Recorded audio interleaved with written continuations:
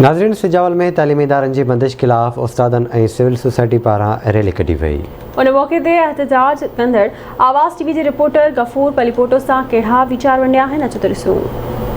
अॼु जो असांजो ये एहतजाज जेको उस्तादनि जे तरफ़ां सिविल सोसाइटी ऐं वालिदीन जे तरफ़ां आहे, इहो असल में स्कूल खोलाइण जे लाइ आहे। गुज़िरियल 2 सालनि खां स्कूल बंदि हुजण जे करे थियो ईअं जो तइलीम त अॻे ई असांजी तबाह हुई, पर वेतर हाणे उहा ज़ीरो ते पहुची वई आहे। जेकॾहिं कोरोना वायरस आहे उन खां इनकार कोन्हे, उन जे नुक़साननि खां इनकार कोन्हे, फैलिजण खां इनकार कोन्हे, पर इहो कोरोना वायरस तव्हां हींअर बि बाज़ार में हलो, होटलूं भरियूं पियूं आहिनि, तव्हां शादी हालनि में हलो, शादी हाल भरिया पिया आहिनि, गाॾियुनि में हलो, बसियूं भरियूं पियूं आहिनि, तव्हां कहिड़ो बि सियाती मर्कज़ ॾिसो त रश लॻी पई आहे। पर उहो वायरस सिर्फ़ु स्कूलनि ताईं छो महदूद थी वियो आहे त भई स्कूलनि में लॻे थो, जॾहिं त स्कूल जो अमलो 100% वैक्सीनेटेड आहे। असांजे सिंध में टैलेंट जी खोट न आहे, पर ही सूरत हाल जेका आहे अथरादी हिकिड़ो सिंध के जे ज़रात में तबाह कयो, जे सिंध में हर एतबार सां कारोबार जे एतबार सां सिंध के तबाह कयो, हर एतबार सां जे सिंध के पोइते थो कयो। हींअर गुज़िरियल 2 सालनि खां पीपल्स पार्टी जे तरफ़ां सम्झां थो त ही का हिकिड़ी तइलीम दुश्मन पॉलिसी आहे, जेका मग़रबी एजेंडा या विफ़ाक़ जे तरफ़ां कोई अहिड़ी एजेंडा ॾिनी वई आहे, जेका सिंध खे हिकिड़ो टारगेट ॾिनी आहे सिंध हुकूमत खे त तव्हां मुकमल तौर ते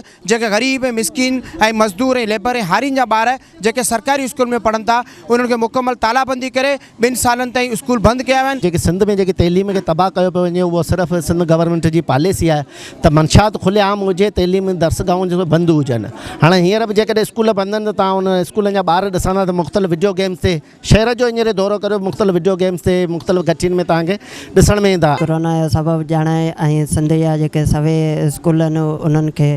तालाबंदी लॻाए करे ग़रीब ॿारनि जो मुस्तक़बिल जेको सो तबाह कयो पियो वञे। गुज़िरियल 3 सालनि खां वठी स्कूल बंदि हुजण करे असांजा नौजवान जेके ॿारड़ा आहिनि